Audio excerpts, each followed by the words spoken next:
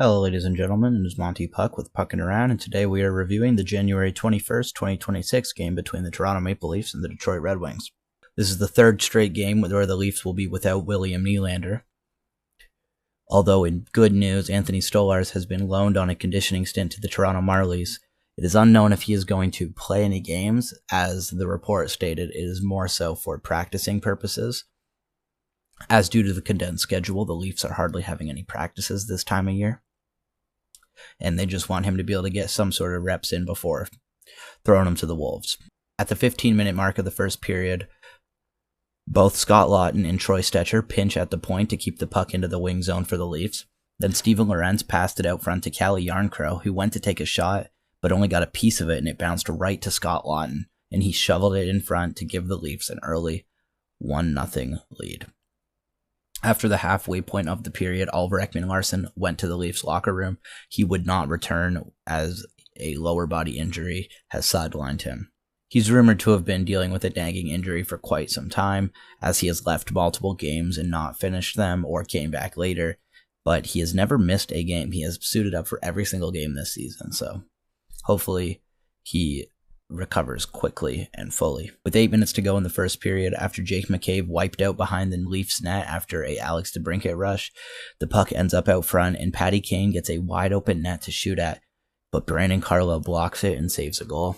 Then with 17 seconds left in the period, the Red Wings rush into the Leaf zone. Dylan Larkin passes it into the corner to Lucas Raymond, who surveys and spots Simon Edvinsson zooming in, so he passes it to him, and Edvinsson puts it past Joseph Woll to tie the game 1-1 heading into the first intermission. Second period was full of a lot of great saves by both Woll and John Gibson.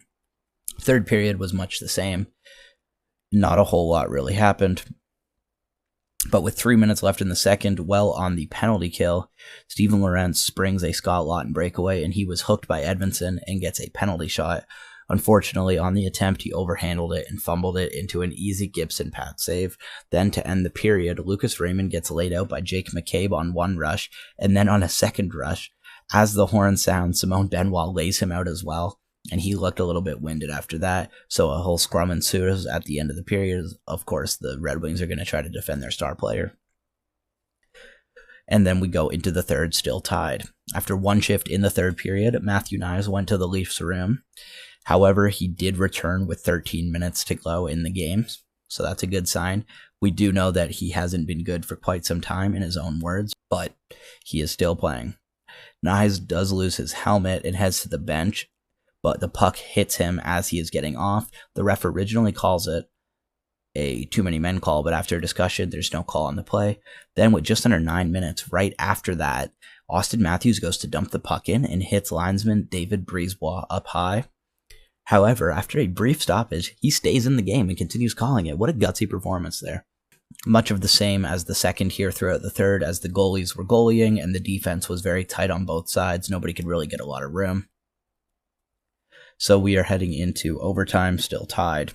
In overtime, the Leafs really didn't get anything going, and with around 3.5 left in the overtime, Joseph Woll made 2 huge saves on Andrew Kopp and Alex DeBrincat. Then with just under 2 left in the overtime, Easton Cowan loses the battle with Mo Seider, and he finds Dylan Larkin, who beats Woll to win the game 2-1. Then a back-checking Jake McCabe runs into Seider and gets laid out. Red Wings had all 6 shots of the overtime, as the Leafs had none, and they swept the Leafs 4-0 in their season series this year. I've wanted to give him the benefit of the doubt, as he is a very, very young kid, but it may be time for Easton Cowan to sit for some games and the Leafs to play Jacob Quillen or call up other players. Yeah, he's just making way too many huge mistakes at very crucial moments, and it's a mental game where it appears he's trying too hard and he's trying to do too much, and he's in over his head. And it does suck. I love Cowboy. I mean, he's an amazing player. I think he's got an amazing and very, very bright future. But right now, you got to think about the team, and we need the points, and this is a game where we could have gotten the point. And now, obviously, the overtime was a bit of a disaster. The Leafs didn't even get a shot. Not one that hit the net anyway. But you would really hope that at a moment like that, I don't think curling back into your own zone while a guy twice your size is kind of pushing you, and then just getting absolutely steamrolled, really, but took barely any effort inside, or just kind of threw him to the ground.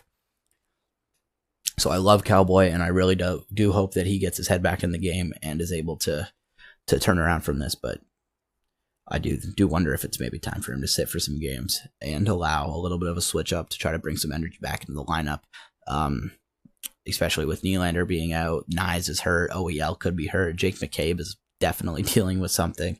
I mean, at this point, it's more of a who's not dealing with something rather than who is. So we'll see how it goes. I'll keep you guys updated on any news related to the injuries and what is going on. But with that being said, thank you guys for listening. Please leave a like, comment, and subscribe for more, and I will catch you all in the next one.